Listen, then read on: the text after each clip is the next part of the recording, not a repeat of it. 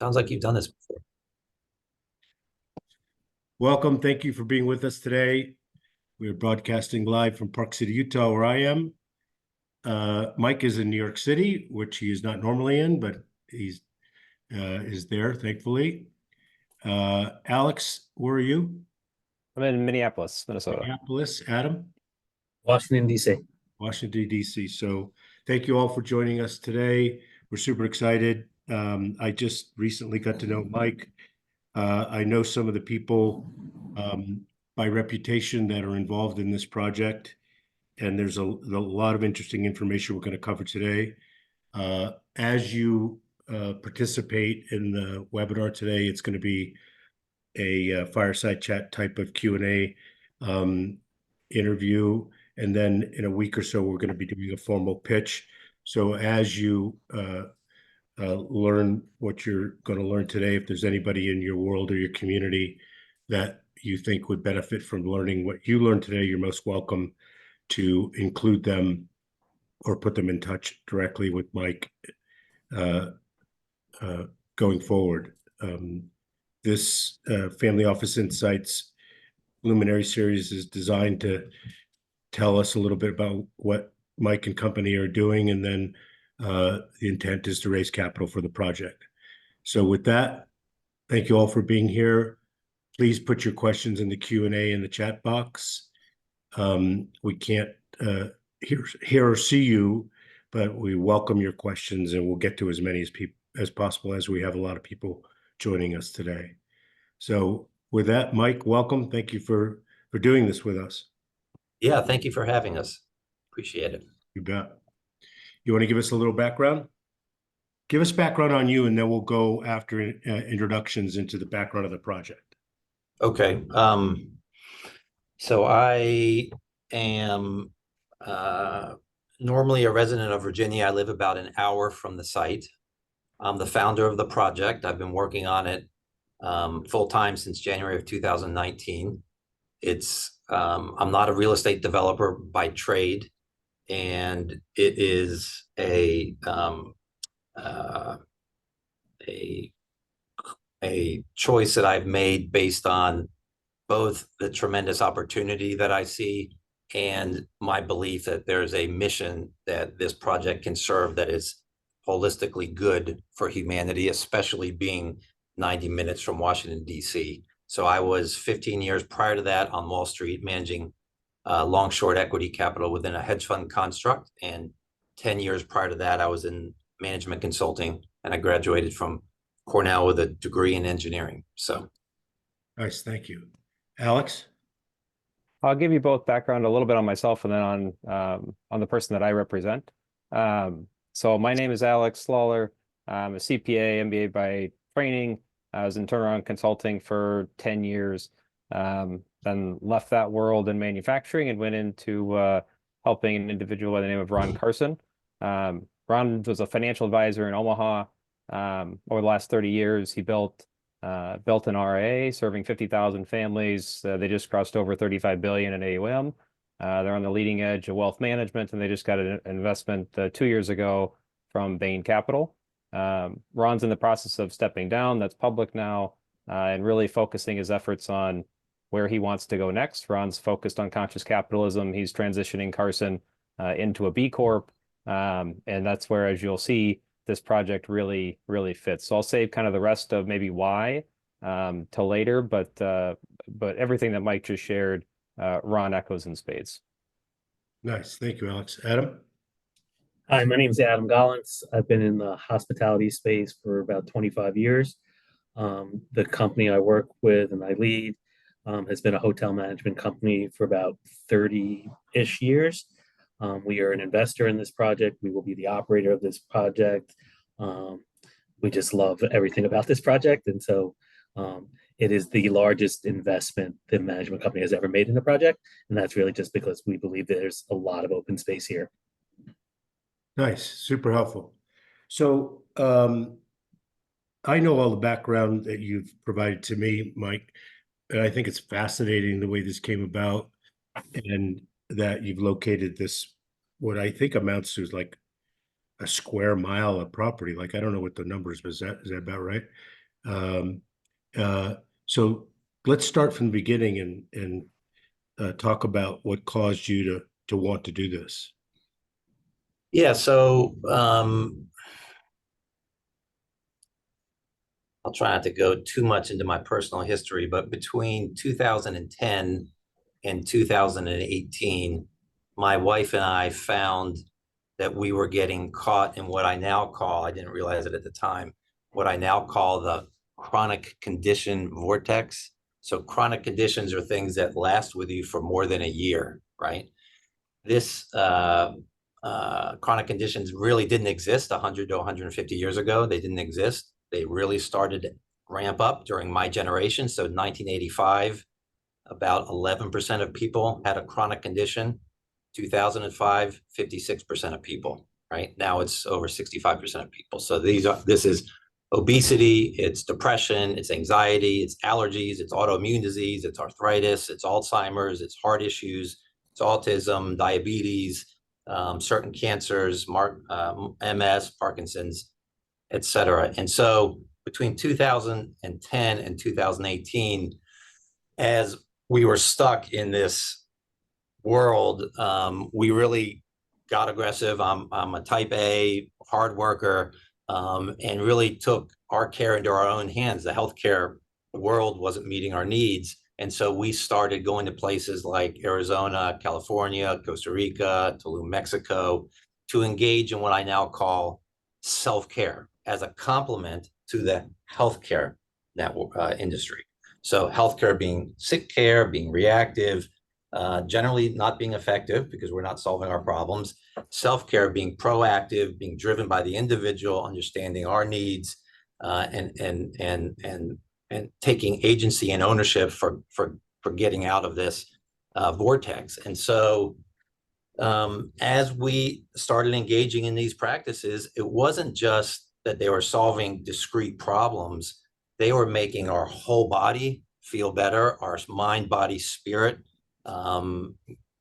get to a new level. And at the same time, it was fun, Arthur. I mean, we've talked a little bit about your experiences in Tulum, et cetera. It was a fun environment. So we started, still going on ski vacations, still going on beach vacations, but taking wellness vacations. And as I'm living my life, I start to see it's not just me, it's basically every single person around me dealing with some level of issue. And one of my best friend's son came down with brain cancer, and there's a long story behind that, but I ended up spending a lot of time with them, helping them process their trauma. And his son in March 16th, 2018, gave me the vision for this project. He opened my eyes and gave me the vision through a dream for the project. I called up his dad the next day and I said, this is what we've got to build. He was our first investor. And by the end of 2018, I quit my career on Wall Street and started working on it full time. Found this property, 640 acres, contiguous, beautiful forest, cradled within this wonderful valley. We're 15 minutes from a major highway, but we own to the top of a mountain and are on the other side of the mountain. So we don't have any noise. I mean, it's stunning, this location. And, this has been the hardest time for being a developer. You have COVID, you have inflation, you have interest rates. We're in real estate, there's a crisis going on because of how mortgage rates are going to change and things like that. So it's been very difficult, but each step along the way, we met an amazing set of partners that sort of filled a need for the project. So it started off with the designers. I could talk about that a little bit more. They're literally, the team we have is globally recognized. I mean, they're amazing. Then it was the builders. We have a top 5 builder in the country who happens to have done more work than anyone else in the Shenandoah Valley. They've invested substantial hundreds of thousands of dollars of effort into the project, contributed their efforts. And then finally, it was Bacini Poland Group and PM Hotel Group, one of the most reputable developers and operators in the country, based out of DC, willing to work with us to create a next generation wellness resort. We're not building the status quo. We're trying to shift paradigms. We're trying to introduce a V3 on a proven industry that's dramatically underpenetrated, and that's obviously Adam's firm. And we've started working with 20 different investors, and so we've put in $14 million into the project, while most other ground up construction projects in hospitality have ground to a halt. We've made tremendous progress, and that's sort of where we are today. I guess the final note I'll make is that in 1994, Arthur, I was talking to people about the information superhighway. Right, I was teaching people about that, and that was my first part of my career. In 2005, I started making my first trades, and in 2000, but I saw what was going on. In 2007, I raised $175 million with a partner, and we launched a short fund. We bet against the market because we saw the bigger trend. This trend, the chronic condition vortex, but how to get out of it, how to resolve trauma, how to resolve the accumulation of stress that's in our bodies, how to make lifestyle and behavioral changes that work for me. There's no silver bullet, right? But there's an ability to co-create a path forward that changes your life. How to do that is crystal clear, but you have to be willing to stand alone. You have to be outside of the groupthink. And so I feel that that's why I'm in the seat I'm in, and it's the partnership that we've created of like-minded folks who have all been dealing with their own challenges and who see that there's a better way. We will find a better way as a humanity, as a country, and this is one small piece of that. So yeah, super helpful. And we've talked about this, but the universe delivers. In the context of what you were talking about, is the people who needed to show up showed up. yes. And it's interesting, if you have your radar on and you're paying attention, intuition, invisible hand, whatever you want to call it, people show up, opportunities show up. You just have to pay attention. And if I might editorialize, we talked about this stuff, but Alice Miller wrote a book many, many years ago. It's called The Body Doesn't Lie. Mm. And it talks about how your body is full of of your life experiences in every cell, and I don't mean to get metaphysical about it, but it's there, no matter your trauma, whatever it is. And of course, this sort of thing's been trending. If you had to, and I've been to the wellness resorts that we've talked about. No point in mentioning them.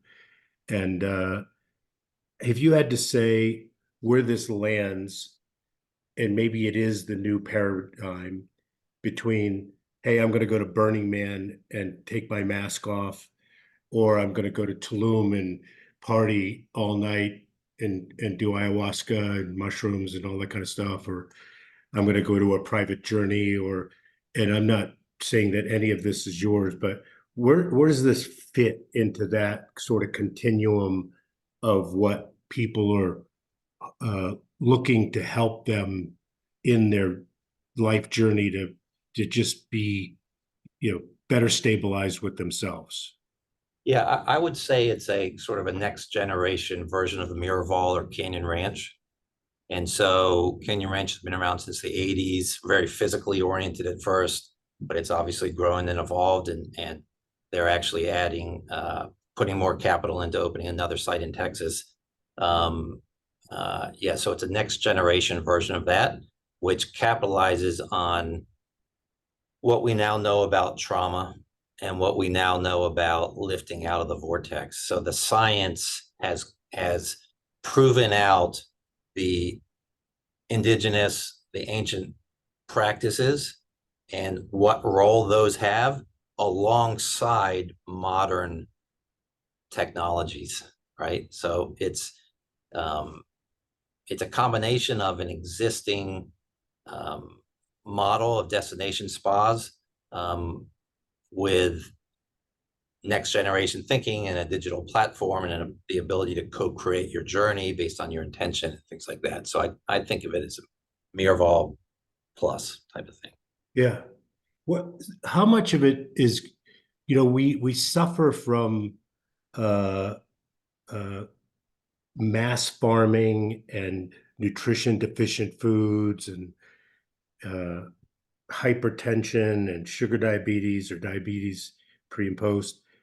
How is there a part of this that also is, hey, you really have to really pay attention to what you're eating and where it comes from? Is that part of it as well?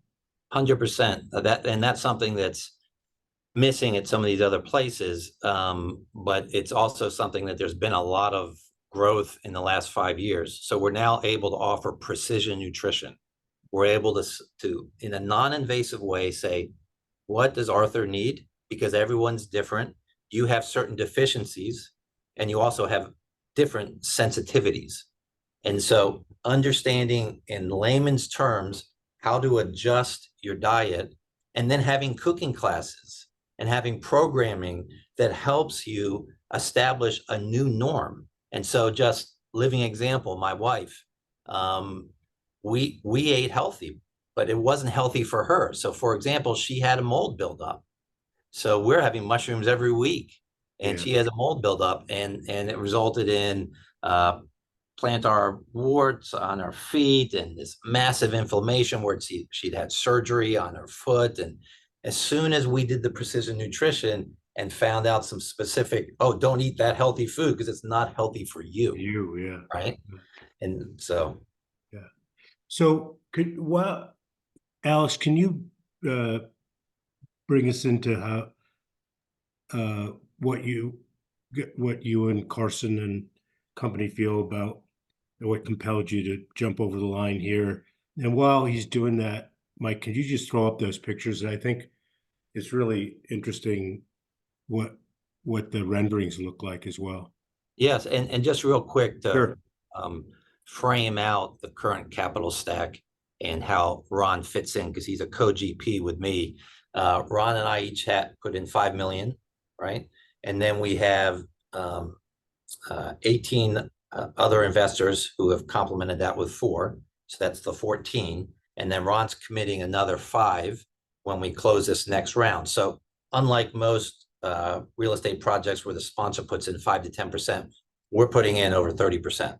And so it's a great setup. And so All right, Alex, so let's do the math 1 second. So what's the total raise? 42 million.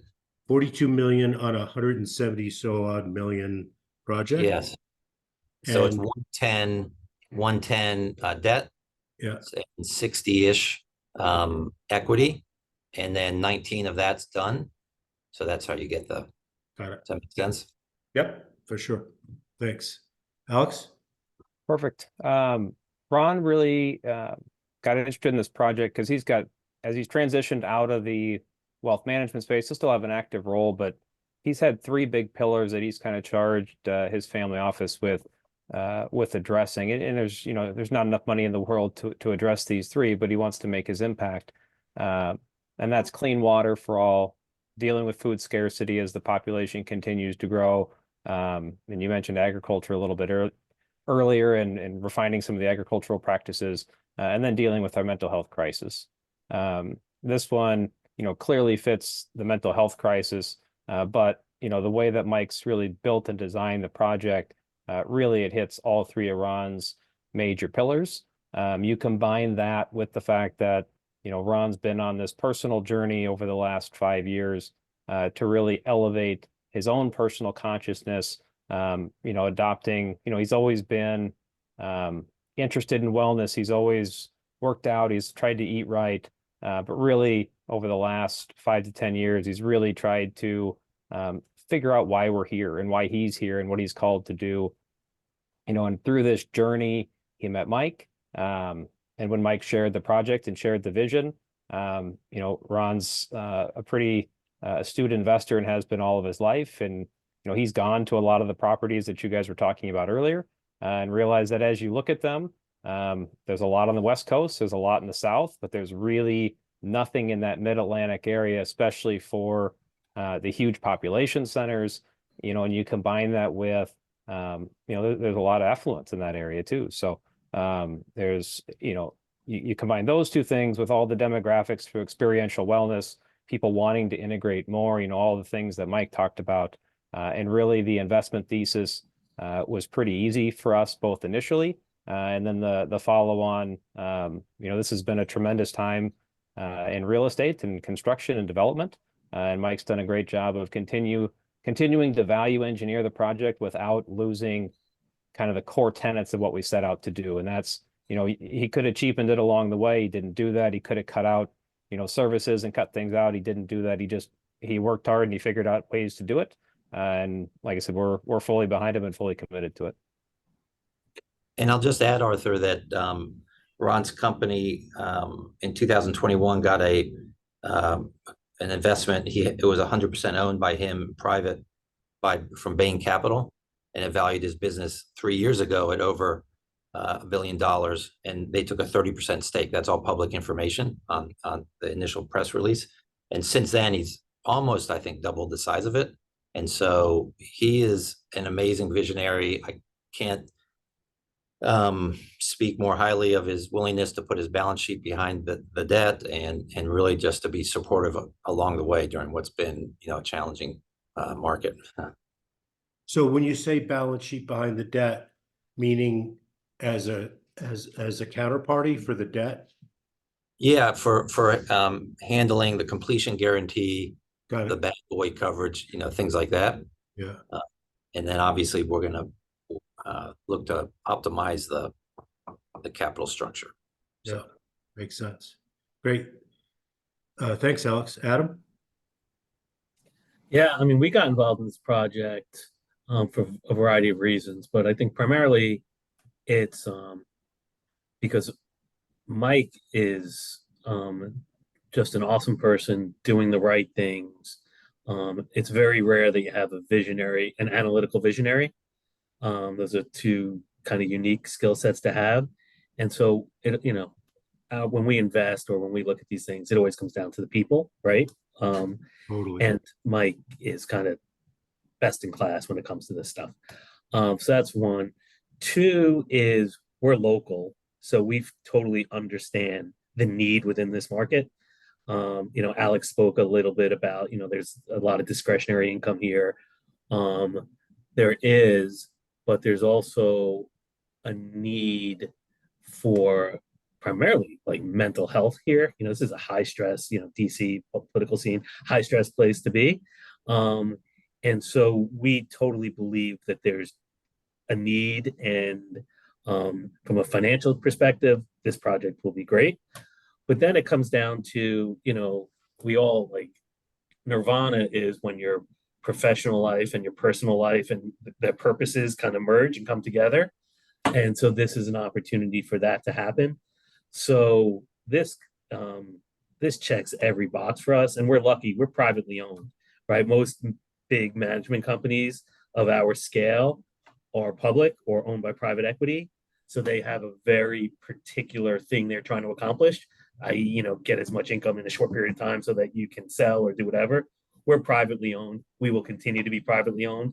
So it gives us an enormous amount of flexibility to pull through the vision and kind of what this project really deserves to be. Super valuable not to be tethered to somebody's advertising budget.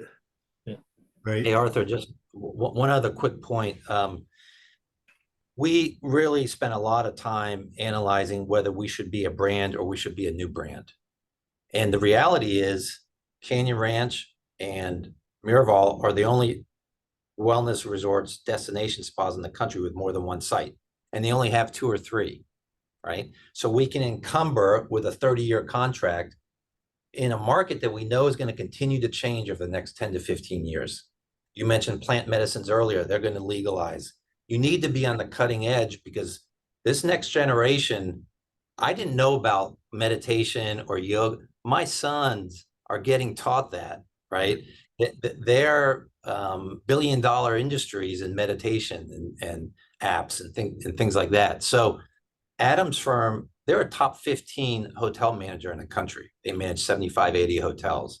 But it wasn't just that they're going to be able to do the reservations, the property management, the food and beverage, the human resources. Like they know how to do that well. It was also that they would engage with us in a joint venture where we could innovate around the wellness platform as distinct from the real estate investment, because we want to do this other places.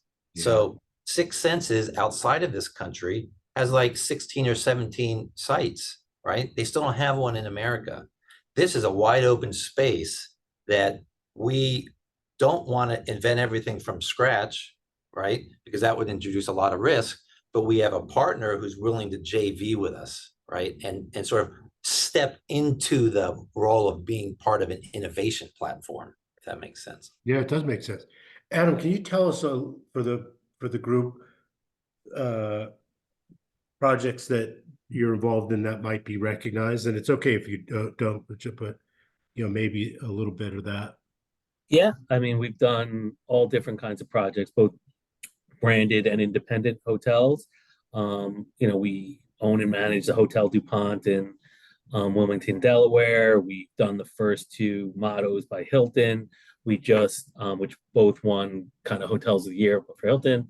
We just developed and opened the Marriott in Noma. We developed the Virgin in Nashville, the Virgin Hotel in New Orleans. So kind of across this kind of scale of hotels. I think we've developed about 30 hotels. Mike said we manage about 75 hotels. So we've kind of, we've seen it a lot, but there is no project that gets us more excited than the Simply Shenandoah project. Yeah. Because that is kind of the future, right? All the other hotels we just spoke about, yeah, they're super cool and they're fun, but that, is like not next generation. What Simply Shenandoah kind of, that's next generation, and that matches up with kind of the personal desires of the principals here, and that's the one that we're most excited about. Yeah, it's pretty exciting. When Mike and I spoke, it was just by accident, right? And all of a sudden we're talking about stuff that we care about. I've been to all those places. I've owned a hotel in Tulum. I've been to the usual suspects, and there were always, 2 steps below what I was hoping for, or at least, right? In terms of not in a seeker way. I mean, there's lots of seekers in the world, but you don't need to be a seeker to be mindful about getting yourself in good order, right? And of course, you're no good to anybody else unless you're in good order. So that's that. Right? Mm. Yeah. What's the timing on all? Let's say that you close everything in what time frame that you hope to close it on this raise, whatever that happens to be. When do you break ground? When do you open the doors? Just sort of, predicting that. Yeah, we have full entitlements. We have all our building permits. We have the earth moving and stormwater. All the permits are done. By the way, the county loves us. We are the golden child. We're the biggest new business introduction in their history. In the county and state have contributed $15 million incentive financing to us. It's a tax rebate. So we have a great relationship there. We're pretty much ready to start moving dirt once we close this round. We've taken it through 75% CDs, if you're familiar with the architectural process. And yeah, we're going to do best and finals, but we got this priced out with over 500 participants on the subcontractor side back in the fall. So our estimates are really solid, and then we're going to go back to them and say, okay, give us your best and final to the top 2 in all the different. There's 45 different categories. So we're ready to rock and roll. It'll take about 22 months to build it. So we're looking for a summer of 2026 opening. What do you think? Financing all wrapped up in time. Yeah. Let's go back to the brand discussion. So how do you see this initial and then rolling out multiple locations? Is Six Senses even close to what you hope to be? Yeah, I mean, I think out of all of the brands, they've done the best job, to be honest. But the difference is they're a higher tier price point, and that's fine. They're also full family, including kids. Yeah. And my belief system is kids are amazing. I have 3 kids, but when I want to go do real work, I'm not going to bring my kids. Now, It's a that being said, distraction. that being said, we will have rites of passage, at different ages where you do come with your child and you engage in a program. I think that's going to be amazing. But, otherwise it's for people that are 18 and over, right? And so that's also a major difference. So major difference being adults and a lower price point, although still beautiful. We have spent a lot of time doing this in a regenerative manner. So green has been very important. Our fundamental teacher at this resort is Mother Nature. So it's no dogma, no religious affiliation. We love yoga. We love fellowship circles with a Christian tradition. We love it. All the things that will be available. We'll have 40 to 50 group experiences every day. We'll have 20 treatment rooms. We'll have one-on-one consults. We have 10 different group meeting spaces for both traditional corporates and things like that, but also drum circles and things along those lines. So we have this we're offering up this amazing capability for transformational experience, right? And so we'll serve that up like the Lego building blocks, and Arthur will have a different sort of assemblage that meets your interests versus Alex versus Adam. And then in 5 and 10 years, Arthur, you're going to want something a little different, right? So there's a progressive nature to what we're doing. When you come, you're exposed to a bunch of things that you're not going to have time to do, but Right. we're here. You're not having to fly down to some exotic location and spend an arm and a leg and take risks. We're curating up the best of the best. We're curating what has been proven to work for different intentions within a pattern that we know is successful, right? So Yeah, that was there's a been long a lot of, answer. Yeah. yeah. That there's been a lot of work done in what works. Mm. And again, my editorial just for a second is I think COVID ended up benefiting many of us in many ways, in that people stopped the rat race and realized, oh, wait a minute, I actually have time to think, right? So I think it's catalyzed. I mean, you just see it in your daily life of people saying, "Oh, yeah, I'm going on this, I'm doing on that," and whereas before they were just too busy, you know, bringing Jimmy to soccer or whatever, making sure they're putting food on the table. Um, and I've always said that a lot of people don't pay attention to what's going on in the world because they just don't have time. Yes. Wait a minute, I'm gonna take the 1 hour of my day and look at all the horror that's going on in the world. Forget it. I'm not doing that. Right. So as a result, they really don't know. So it's not their fault. But I think I think you nailed it, Arthur. The COVID was a turning point for me in how people appreciated what we were doing. Before it was, because I started in 2018. This is actually the second property that I've worked on. The first one we weren't going to be able to get entitled, and it was a little bit like, because coming from an East Coast perspective, like in Europe, they have 2.5 times per capita what we have here. Destination spas have existed for a long time in Europe. Now, what I'm saying is we need to evolve them, right? It's not about pampering, right? There's an evolution in our needs, but this is an existing industry, and it's been in America for a while, but just not here on the East Coast, right? And so I'm talking to people about it, and it's sort of like, looking at me like that. But after COVID, it's all different, right? It's all different. Mental health has become part of a narrative. You have this podcast phenomenon. And so there's this massive demand buildup, but it is really hard to do this. And especially with debt financing being so challenging, that there's not new places opening. So the supply demand gap and that's what I've always been focused on in my career, where you have these big mismatches because the broader market hasn't lifted itself out and looked down at what's actually happening. What are the trends as it plays out? If you had 1% more of people decide to take a wellness vacation, you would need 225 more Simply Shenandoahs.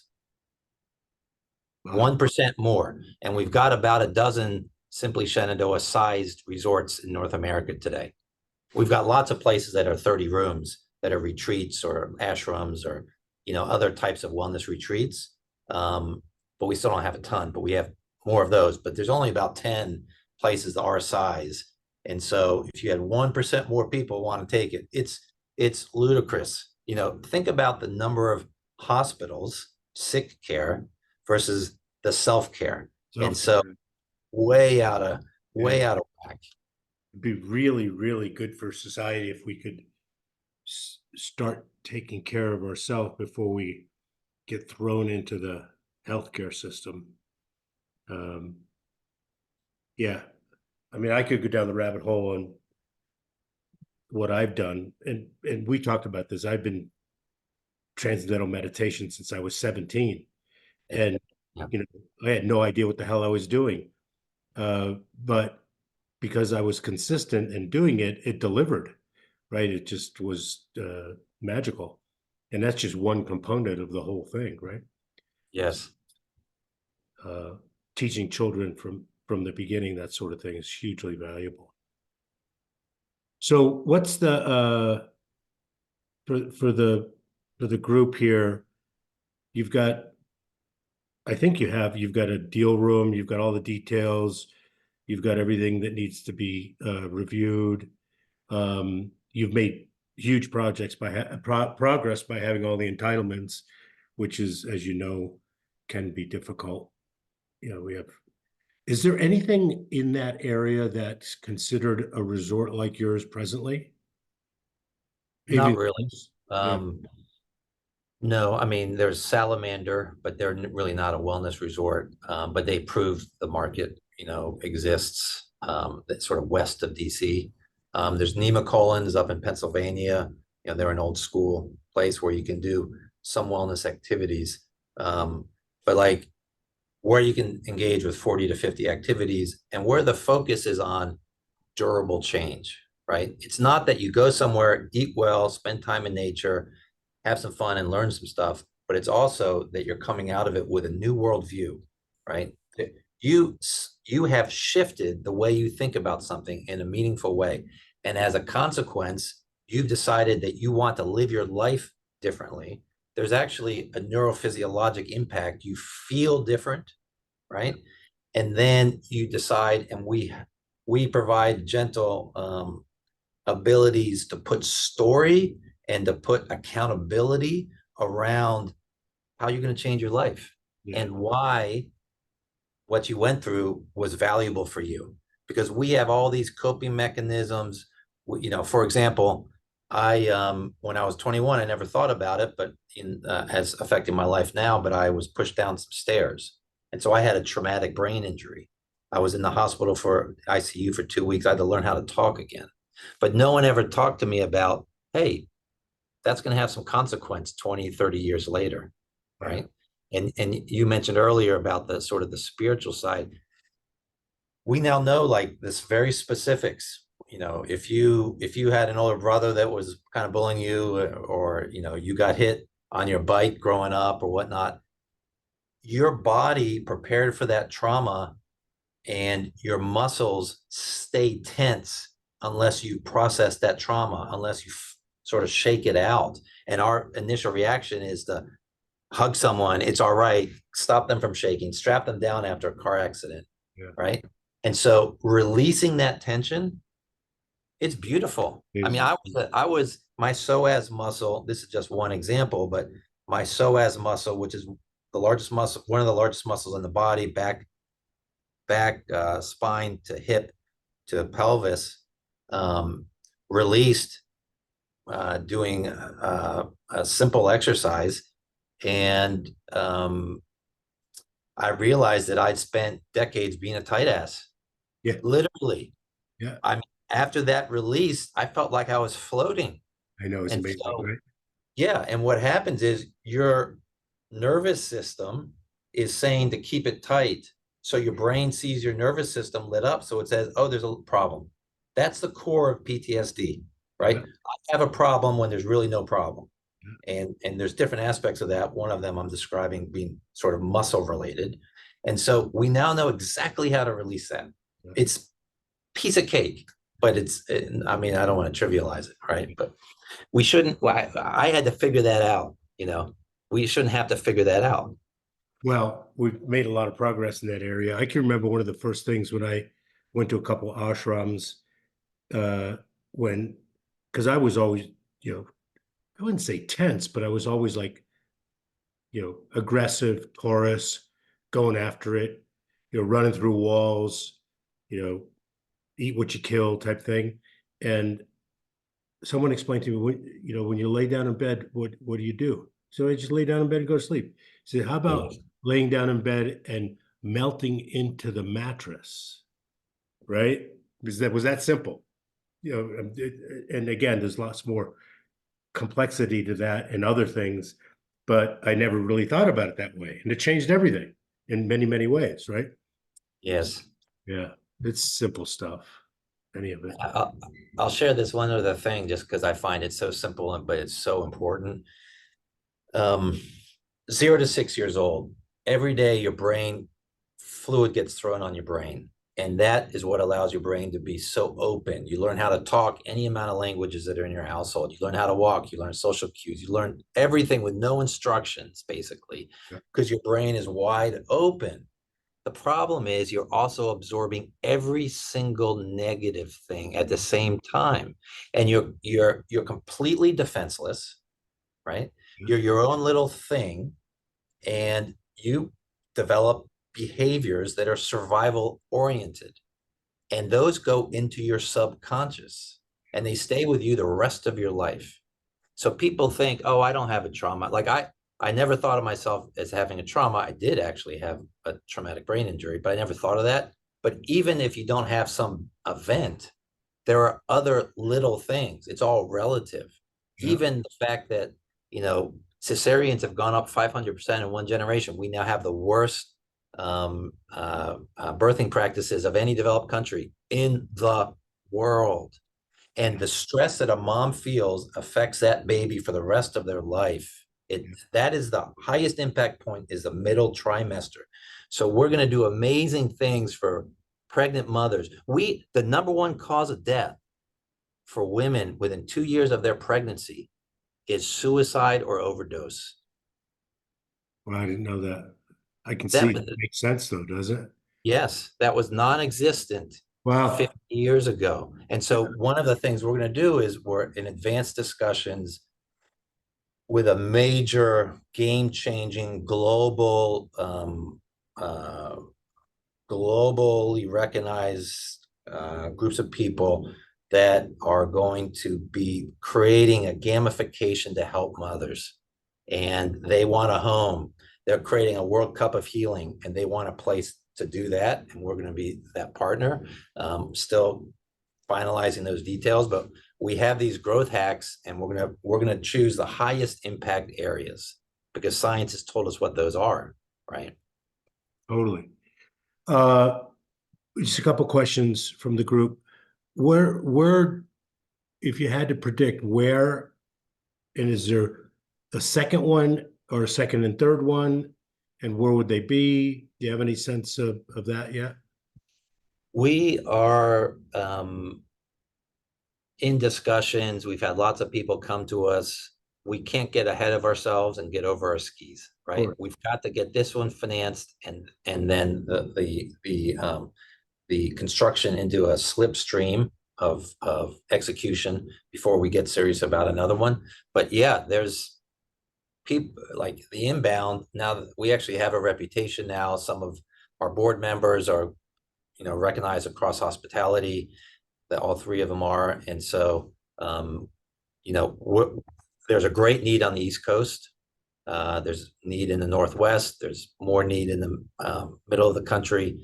And so we're excited about it, but we're not moving too fast on that front.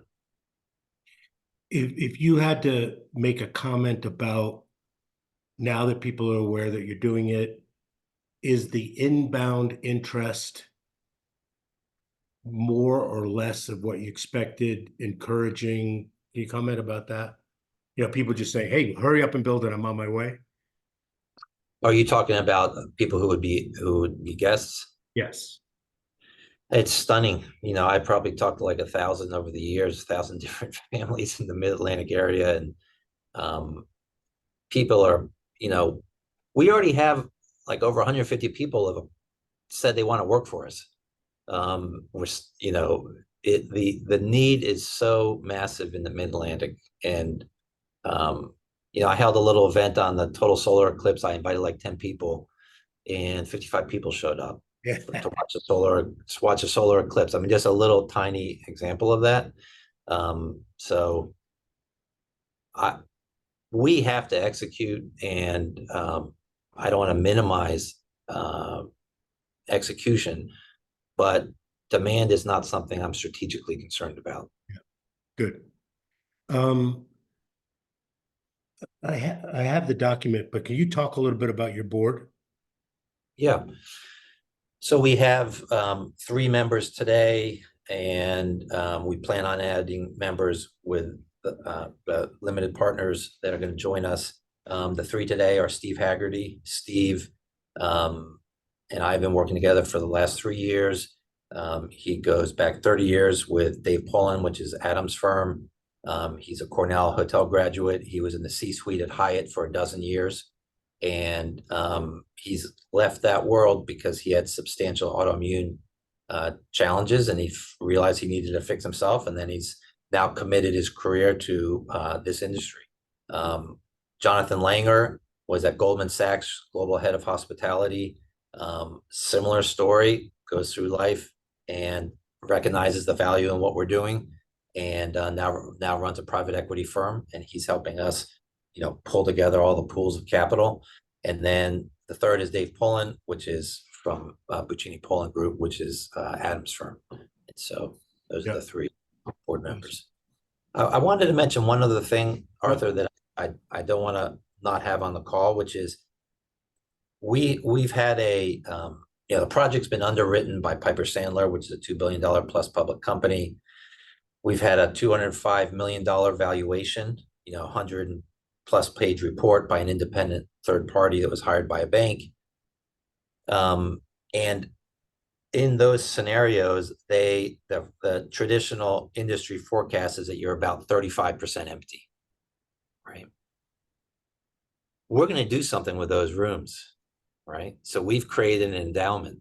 We've created a nonprofit fiscal sponsored program to help serve disadvantaged populations, veterans, first responders, ER docs, nurses. And we've basically said, we've got 20,000 guest nights a year, and we know we can create a model where it's not detracting from the returns for the equity holders.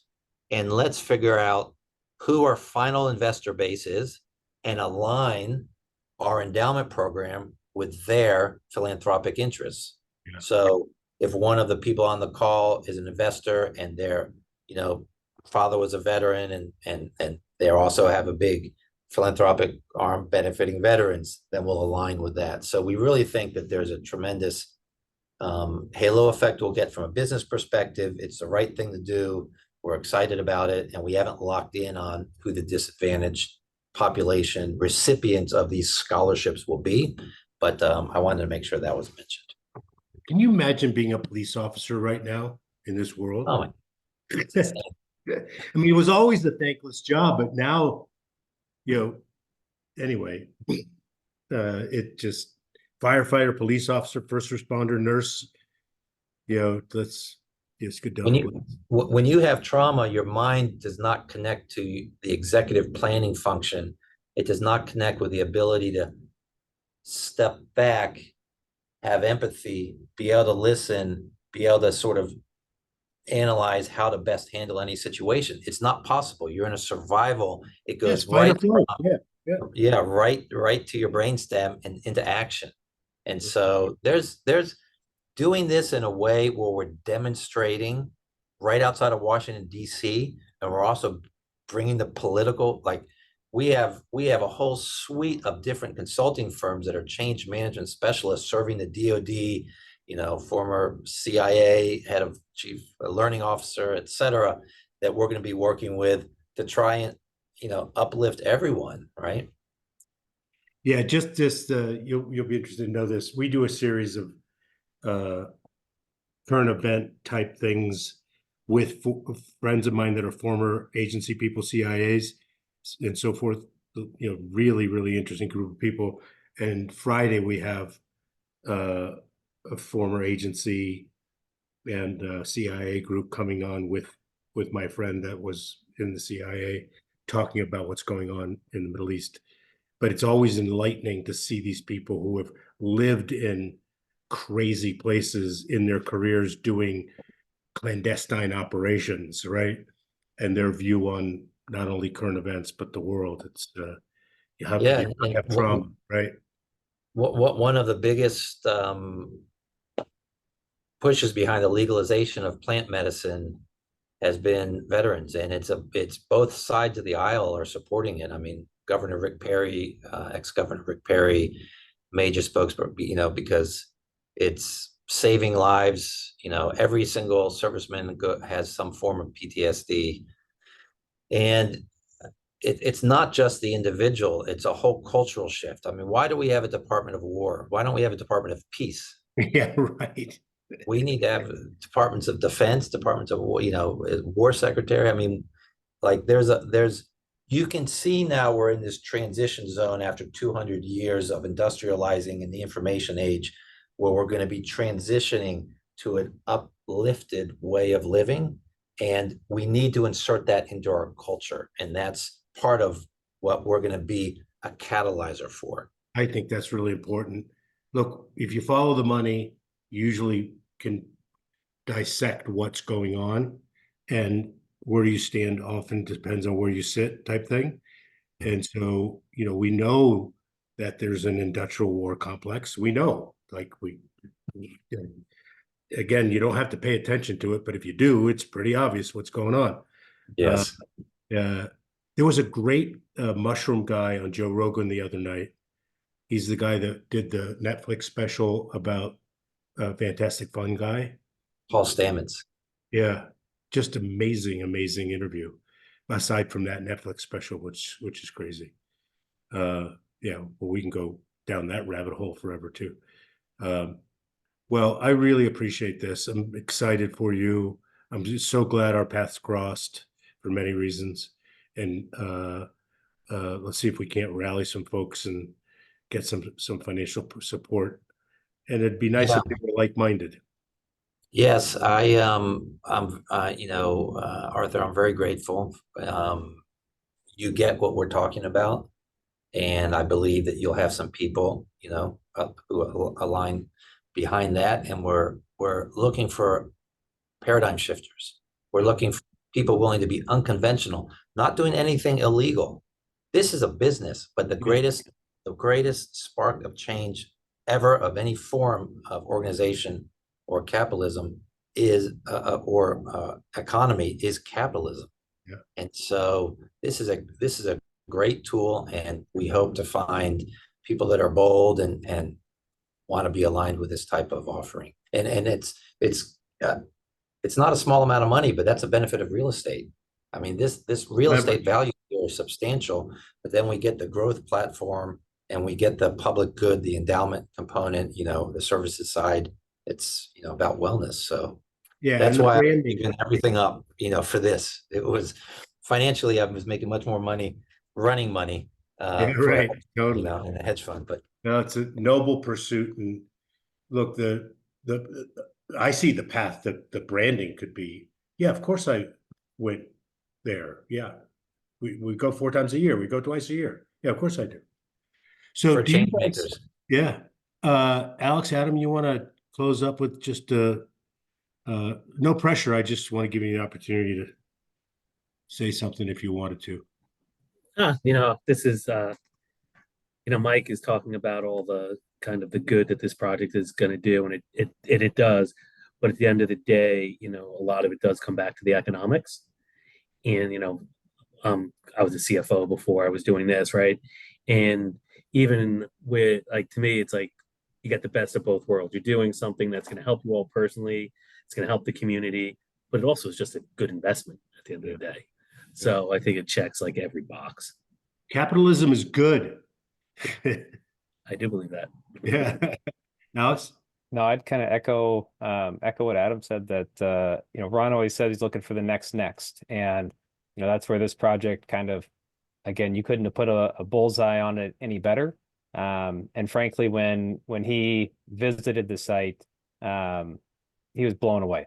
He's been all around the world to every space you can think of. And he just felt it was something special and unique, kind of tucked in the mountains there. And like Mike said, with the renderings and the drawings, it's almost like they were in the buildings, the way they're designed are almost intended to be there. Which, it's a lot of developments are they stick out like a sore thumb. And like I said, the way that they've designed the project really reflects the ethos of the project. So like Adam said, though, it's fun though when the numbers make sense, because it's easy for those with means to be able to have these types of experiences. But it's also, I think, important. And like I said, Ron's focus is raising consciousness for everyone, and being able to do that in an economically sustainable way. So no, I think we're real excited, and hopefully some people want to further the conversation. Yeah, for sure. Thank you. Mike, thank you for doing this. Again, thank you to the universe for having our paths cross. Really appreciate it. Nature never disappoints, right? It's just incredible. Yes. Yeah. So, all right, with that, we're going to wrap it up, folks. Thanks for being with us today. We're going to have this recording and also put you in direct contact. So if you want to pursue this, we encourage you to do so. And then in a week or so, we'll be doing a more formal, in-depth financial pitch. And so you're welcome to join and include anybody else that you think would benefit from that. So thanks again, guys. Thank you all for being here. And thank you for sharing with us the only thing you can't make more of, and that's your time. Till next time. Thanks, guys. Thank you. Thanks.